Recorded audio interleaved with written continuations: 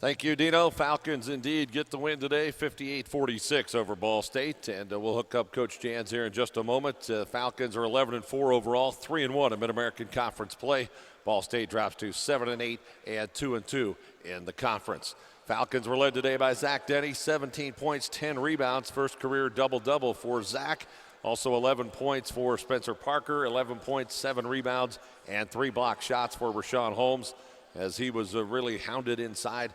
Only 8 field goal attempts for Rashawn today, but he was 5 of 6 at the line.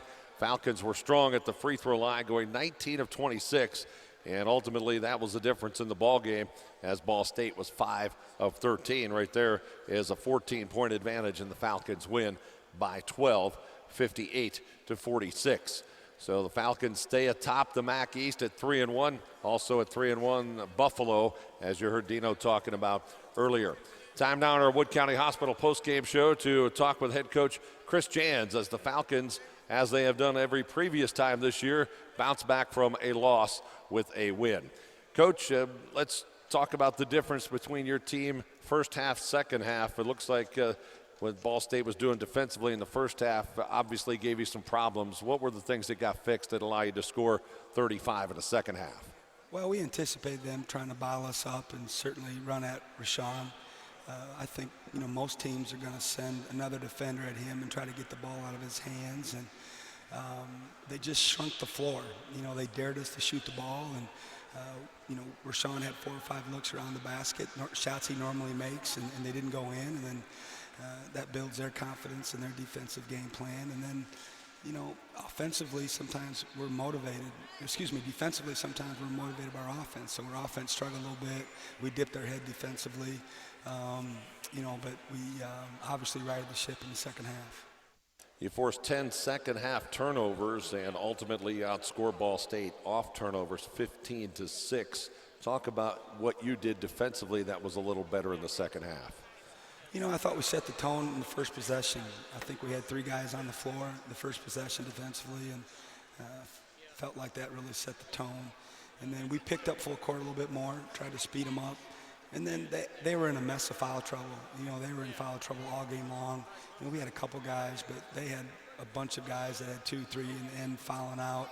And they normally don't play more than 8 guys in MAC play. So we wanted to be in attack mode as much as we could and try to get to the line and then subsequently get them in foul trouble as well. Yeah, look back to the first half, Coach. You're down 27-23, but you were 8 of 8 at the free throw line, and the ability to get there some in the first half really kept you in that ball game. And that's what we talked about as a staff. Fortunately we got to the line. We made them. We only got there 8, but we made them all, and they got there 5 times, only made 2. So that was the saving grace at halftime, I thought. We talked about that as staff. We certainly were very disappointed in our rebounding effort in the first half. We had given up 7 offensive rebounds, and we had 5, but 3 of them were dead balls. So we only had 2 individual guys, and we certainly harped on that quite a bit at halftime, and we ended up having 11, and they had 12, but considering they had 7 at halftime is not too bad. Coach, you're led in rebounding by Zach Denny, his first career double-double, 17 points and 10 boards, 8 of those defensively. Zach just seems to be one of those guys that has a knack for finding the rebound. We talk about it all the time. He does. He's got a strong work ethic.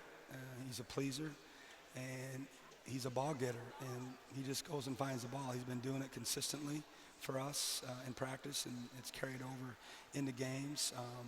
I got to get him to start games better for some reason. He doesn't get off to a great start, and I got to figure out how we can help him. But we've talked about the physical shape he's in as well.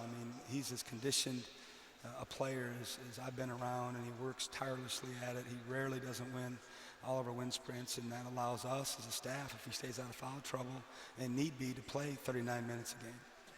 Coach, again, your team bounces back from a loss with a win. What does that say about your team that you've yet to suffer consecutive defeats? You're able to bounce back.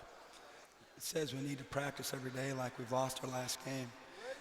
There's an old coaching adage, that's the way your approach should be.